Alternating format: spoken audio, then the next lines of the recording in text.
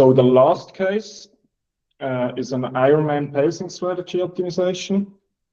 Again, I load in a course. I will load in, I think, the Challenge Roth course, because it's a really nice example with a lot of segments. As you see, 54 segments. So here I mean, actually you have to group because it can't optimize so many segments. But first we get the forecast. And actually we don't really, yeah, it's better to wait for the forecast. But you can go back and it runs in the background. So you don't have to wait here and just... Yeah, that's an important one because sometimes the forecast can take a while to fetch. So you can go on in the meantime by clicking through the options, go and define your groups, power. Yeah, grouping is a bit difficult because grouping depends on wind. So grouping you can't do until you have the wind, but you can, for example, overjump this step and go to rider setup and already define your rider setup. So here in the future there might be like the functionality that it auto groups when you have more than 20 segments. But here currently it only tells you that you have more than 20 groups or segments and that you should group. So I will do that. So now see, out of more than 50 segments, we have now 7 groups. So I will just load my triathlon setup here. Next. And again, I just go with the default 250 watts normalized power and run the simulation or the optimization. And just let's have a little bit of fun.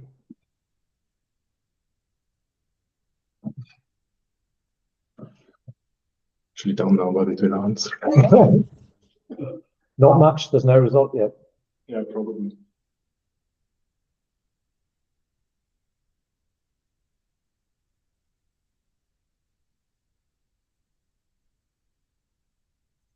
Yeah, not much.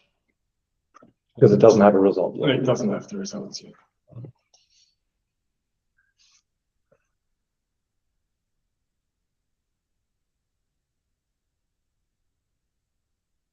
Yeah, now in the background, it has to really run a lot of simulations with varying pacing strategies to somehow find the fastest one. So this is why it takes a lot of time, also because it's like 180 Ks.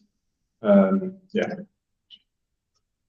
And just to give you an example while this thing's running, when the World Tour teams are running simulations on our cluster, they'll run batch simulations where they might run a matrix of 1,000 different setups to find the best one, and they run them all in parallel. So we see our cluster light up, just crunching all night long to produce a massive output of results. But yeah, in this case, we keep it one simulation at a time. Yeah. And I think this example really shows you the power of grouping, because although it's like a massive or a long course with really complex terrain and profile, it gives you a easy to digest pacing strategy containing of those groups. Again, it gives you prediction of the time saved compared to a constant power strategy. And again, it gives you more information on the importance of aero versus weight versus power, and also some more insights in where you lose time and where you gain time. Yeah. And of course, you always have the possibility to go through this list of segments. Yeah, but I really recommend using the groups to analyze and to learn. And if we look at the groups just briefly for Challenge Roth, again, you can see even intuitively, you can group these quite easily. You know, they're sort of above the say the medium power, you've got overpowering plus 20 plus 30, plus 10 plus 20 plus 30 watts, and then underpowering plus 10 plus 20 plus 30 watts, and then you've got some two big overpowering segments on the false flat and on the steeper climb. So yeah, and here you see the pacing strategy applied to the course. You can also zoom in if you want to look at specific segments. Some interesting one here. Just on the climb, yeah. So of course, then you can really zoom in and analyze particular pieces of the course that you might be interested in. Yeah. And I think that's also an interesting point. Again, if you want to simulate only a very small part of the course, you can trim a course and simulate only a selected segment. Actually, let's maybe do it. I mean, I go now to my overview. I just duplicate this optimization so that I can edit the course again.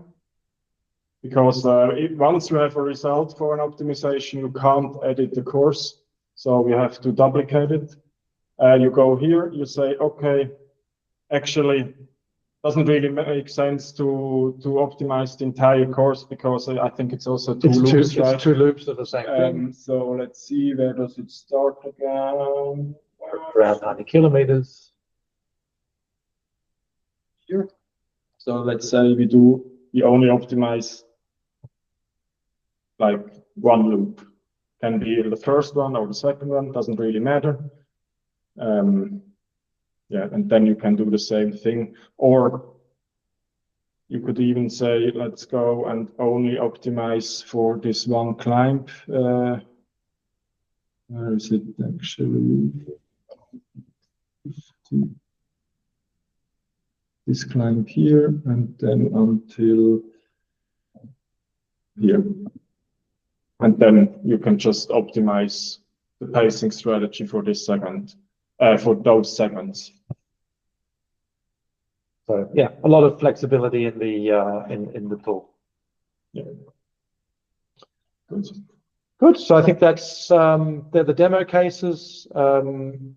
That's everything we had to present to you guys. Of course, if you've got any questions, now's the time to open your mics.